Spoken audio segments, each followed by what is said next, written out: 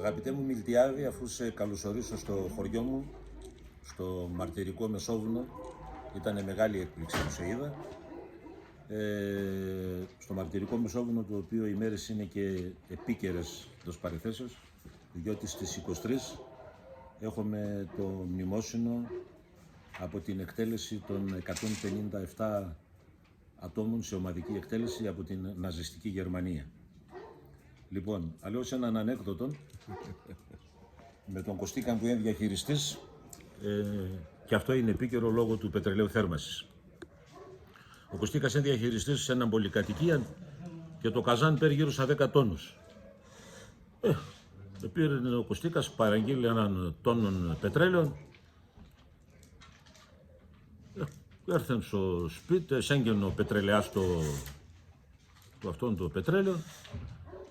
Κάποια στιγμή πάει να πληρώνει ο Κωστίκας το πετρέλαιο. Λέει, το εχρωστούμε, λέει τον ένα 45, λέει τον επί 10 τόνους, λέει το 10 τόνους. Λέει 10 τόνους πετρέλαιο είναι εσένα. Καλά ρε έναν τόνο και παρήγγειλα. Λέει ρε Κωστίκα, εγώ επερδεύτα, λέει, και όταν έρθανε το βιτίο, πήρε κάποιο θηροτηλέφωνο και κάποιος έσκωσε ένα, ρώτησα πόσο πετρέλαιο να βάλω και είπε με 10 τόνους. Όχι ρε Πούστη, λέει, ο Πούστης ο Παπαγάλων υπήρχε, να πάω γαμόγατον, λέει, τώρα τα φτάγατον. Πληρώνει αναγκαστικά το πετρέλαιο, πάει στο σπίτι, λέει τον Παπαγάλων, ρε Πούστη, τέρενα τώρα τα παθάτς, τέρενα τώρα τα παθάτς. Πάει πέρα που λες καρφία, παίρνει και το σκεπάρ και πιάνει τον και σταυρώνει τον απέσει μέσα στο σαλόν. Πιάνει έναν το φτερόν, καρφώνα παθά, πιάνει το φτερόν, καρφώνα εκεί. Απατού καλέα τον τσάκα τη βάζω σε ρε Πούστη, λέει τον. Είναι σε σέγγιο κάτω το κεφάλαιο Παπαγάλου. Πέρασαν έναν ημέρα, πέρασαν 2 ημέρες, πέρασαν 3 ημέρες.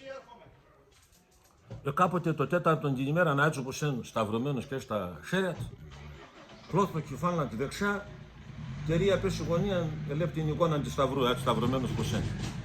Λέει το Χριστόν, τι έφτασα του πει. Λέει Χριστόν, ταύτα. Λέει, πόσο καιρό είσαι έτσι. Λέει, καν 2.000 χρόνια. 2.000 χρόνια. Καλά, πόσο πετρέλαιο είναι παρήγγειλες. Χρήστος Ακριτίδης.